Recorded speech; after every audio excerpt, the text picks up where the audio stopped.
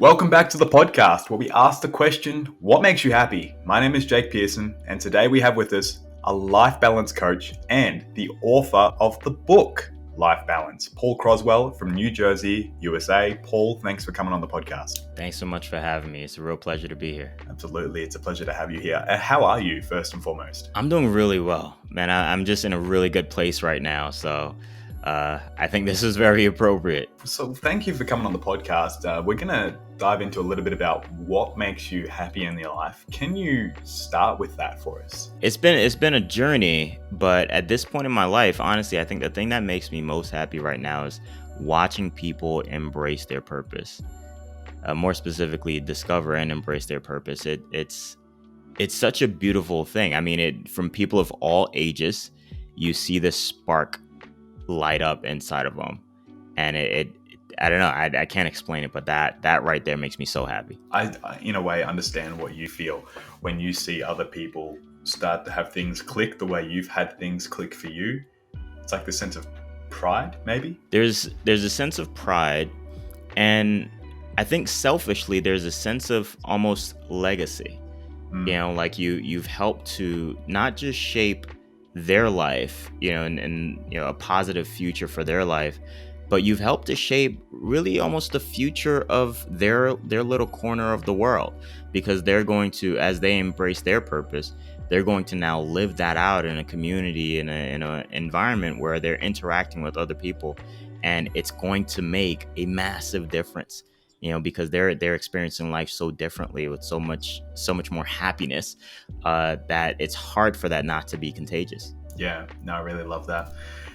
What would you say to our listeners then, to these people who in our audience who are struggling to find happiness in their own lives? What would your advice be to these people right now? I think the biggest advice that I got that was very helpful to me, and I think that the advice I give the most right now whenever I'm helping someone to find happiness, is to slow down enough to get to know yourself.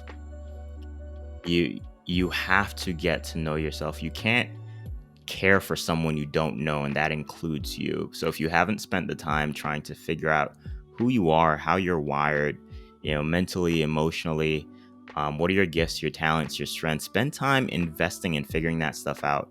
And the more you get to know that, the more natural it'll be for you to care for yourself well.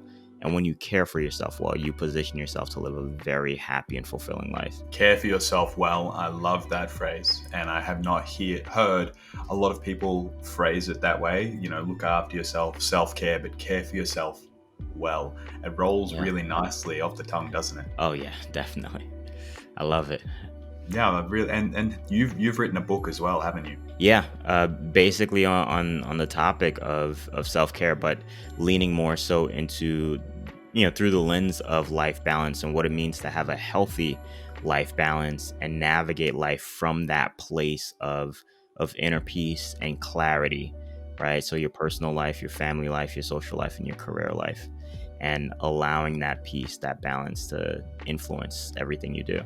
I have a good question for you, and I know a lot of people are going to resonate with this and want to ask this question to you too, because I too have experienced trying to figure out what my strengths, weaknesses are, and knowing myself well. Where do you suggest someone starts with that? Is there a basic activity you can do? Is there journaling prompts you can follow? What's the plan there? Well, there are two different routes that you can take that I would suggest. If you want to invest zero money at all in the process, there are two very simple things you can do. One, make a list of maybe 3 to 6 people who you believe really know you well. And I mean, these are folks who you they know you, and schedule time with them, over coffee or something, over dinner, and have a list of questions prepared for them. Ask them about you.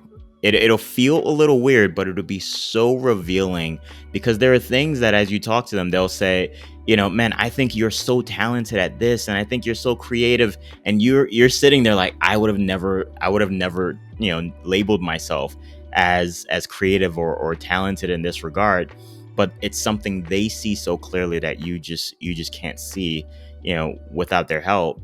And if you want to take a little step further, I think the Myers-Briggs test is 16personalities.com. You can go ahead and take that, and it's actually very helpful. If you buy your full personality profile, I mean, they have about 100 pages of content on your personality. So I mean, they give you a free summary, but if you want the full profile, you do have to pay for it. But it is really, really in depth. That sounds like something I personally will need to lean into as well.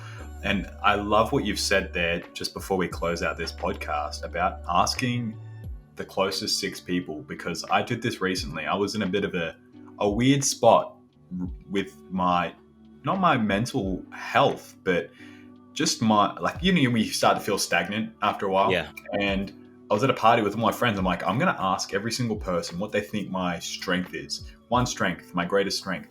And I wrote them all down in my phone notes, and it was just so refreshing to hear. I'm like, I see these in myself, but sometimes your judgment gets clouded, and it's so great to see these people that have known me for 10 years plus all have sort of similar answers to what I thought I knew about myself. But and it was really empowering for me. It really just reaffirmed what I kind of knew. So even if you're someone who is kind of sure of themselves and a little bit confident, but you're not sometimes, sure on what direction you're heading, just asking those closest friends is a great way. Seriously, that's probably one of the favorite pieces of advice that I've ever heard on this podcast. So, Paul, thank you so much for coming on the podcast and sharing all things that make you happy. Thank you so much for having me. This was a lot of fun. Yeah, super fun. And if you'd love to connect with Paul, find out more about his book, Life Balance, you can do so in the podcast episode description below. Paul, it's been an absolute pleasure.